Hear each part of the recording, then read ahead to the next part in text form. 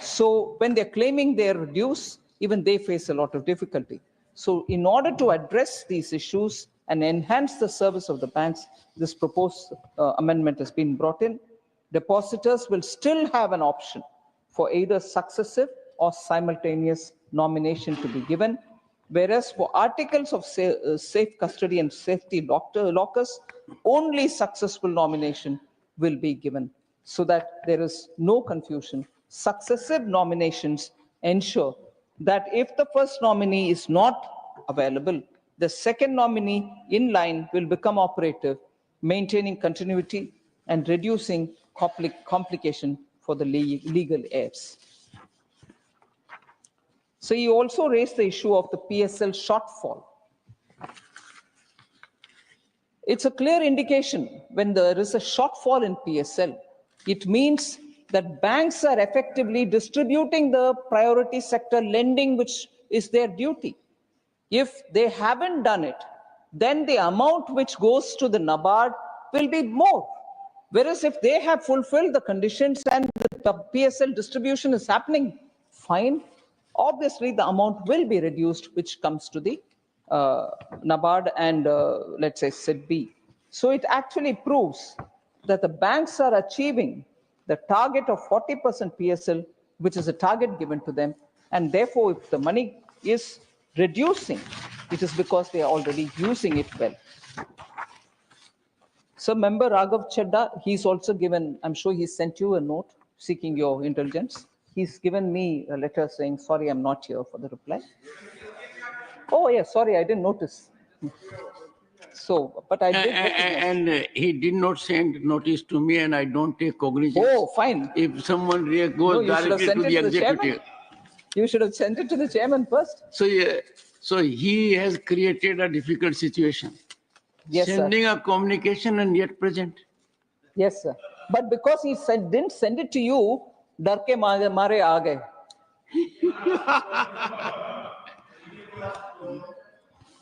Sir, he raised the question of public grievances and grievance redressal. Honorable Finance Minister. Honorable members, it is now going to be 6 p.m. If the House so agrees, we may sit beyond 6 p.m. today till the disposal of the Banking Laws Amendment Bill 2024. Do I have the leave of the House to extend the sitting beyond 6 p.m. as indicated? Honorable Finance Minister. Sir, on the grievance redressal, I want to say that there is a multi-layered grievance redressal resolution mechanism. Grievances related to banks and financial institutions can be lodged with the centralized public grievance redressal and monitoring system, the CP Grams portal. As per the guidelines issued, the stipulated time limit for redressal of grievances on CP Grams is 21 days. An appeal mechanism is also available for unsatisfied petitioners, and this with a disposal timeline of 30 days.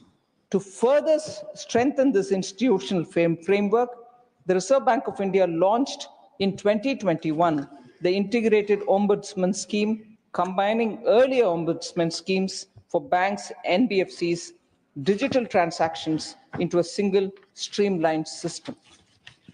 So also, Member Raghav Chadda and Niranjan Bishi had raised this issue of availability of banking infrastructure, particularly in the rural areas. I was amused, sir, if you will allow me a light-hearted exchange. If Member Raghav Chadda doesn't take offense, I would like to say he'd observed the number of fans in the banks, number of fans which are working, the bank and its condition, how many whitewashed, how many not painted. I'm really so satisfied. There are members of parliament who are otherwise very busy with many things international, have found time to go to the rural banks and to look at them, to say there is no fan here. Raghav Chadda, please do more of this. It will help people within the country because with your exposure, particularly to the Western world, you can do a lot more here. Please do. So I was very amused, sir. But it Honorable was nice. Finance Minister, Sir, you have been very mild. You have been absolutely mild. I have seen changes in Raghav Chadha recently. In several aspects, I don't want to share that with the Finance Minister. That should be okay. Honorable Finance Minister. thank you.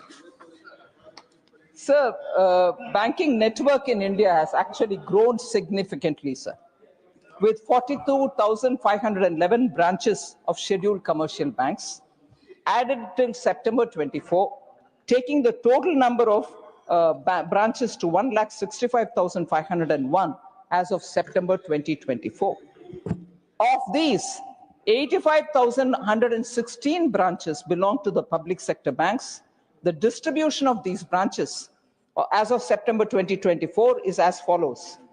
30,539 branches are in metro areas. 55,372 branches are in rural areas. 45,314 branches are in semi-urban areas. And 29,276 branches are in urban areas proper. 99.88% of the 6,01,328 inhabited mapped villages are covered by financial infrastructure, ensuring a banking touch point, that is a bank branch itself, brick and mortar, business correspondent, or an India Post Payment Bank center are all within the 5-kilometer radius of these villages. So 6,01,328 villages, inhabited villages, are mapped, and of these 99.88 of them percentage have at least a bank touch point, be it a banking correspondent or a branch. So on cyber security, again, quite a few members asked question. Raghav Chadha asked, Niranjan Bishiji asked. I want to say, sir, I'm sure this information is available. The Indian Cybercrime Coordination Center, I4C, under the Ministry of Home Affairs, serves as a national nodal point for coordinated efforts to tackle cyber crimes, including financial frauds. Cyber Fraud Mitigation Center operates in collaboration with major banks, payment intermediaries, telecom service providers, the law enforcement agencies,